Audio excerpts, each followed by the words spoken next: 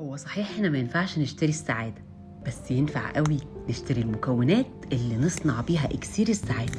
انا النهاردة مش جاية اقدم لك شوكولاتة دارك صحية تنفع لكل انواع الدايت، عشان هتساعدك على الحرق وهضيف لها مكونات كمان تزود احساسك بالشبع.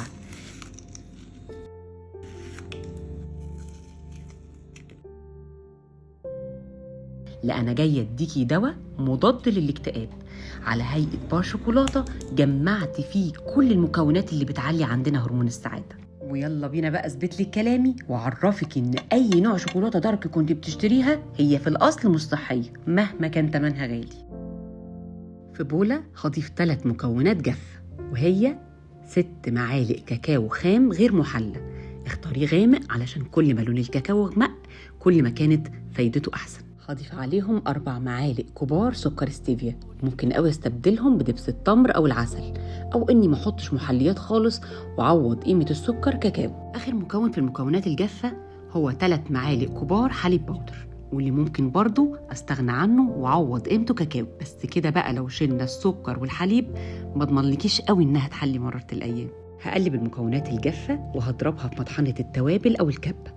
ولو عايزه اضمن نعومه الشوكولاته بتاعتي مش هكتفي بس بضرب المكونات الجافه دي في الكبه، انا كمان هنخلها. نيجي بقى للمكون السائل الوحيد اللي همسك بيه المكونات دي مع بعض، وهو زيت جوز الهند.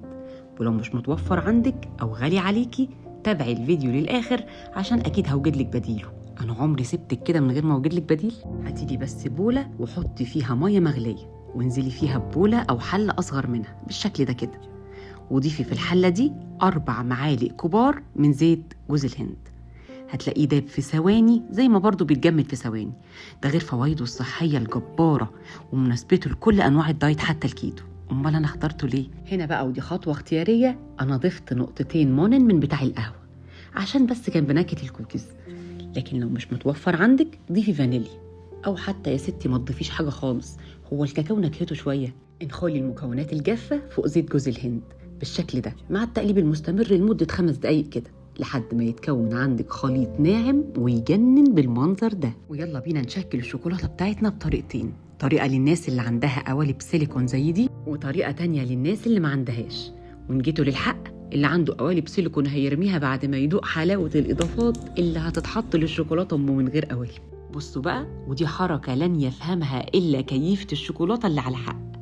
رشوا القالب كام فتفوته صغيرين بس من الملح البحري الخشن، عشان الحركه دي بتعمل كونتراست في الطعم مش هحكيلكوا عليه، هسيبكوا تجربوه. صبي بقى خليط الشوكولاته الناعم الصحي في القوالب بتاعتك، واظن المنظر ده يحمل 3/4 ساتسفاكشن العالم.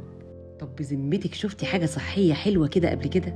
يلا بقى على التلاجة، هم يدوب 5 دقايق وطلعيهم من القالب وسيبك بقى تمتعي نظرك بجمال المنظر.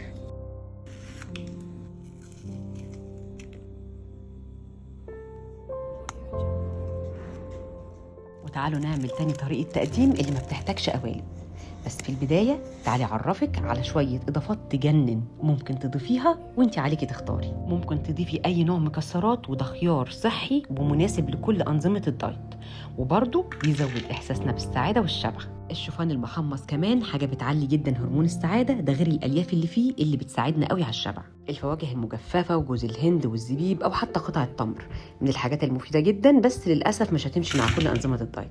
أما حبيبات البن الكاملة دي بقى فهي السعادة ذاتها بالنسبة لعشاق القهوة. الرايس كيك كمان من الحاجات اللي ما فيهاش سعرات تقريبا وسعرها رخيص جدا، ومن وجهة نظري المتواضعة هو ما يتاكلش غير كده، بيدي طعم شبه الفشار وبيعمل كمان قرمشة رهيبة مش هتصدقوها.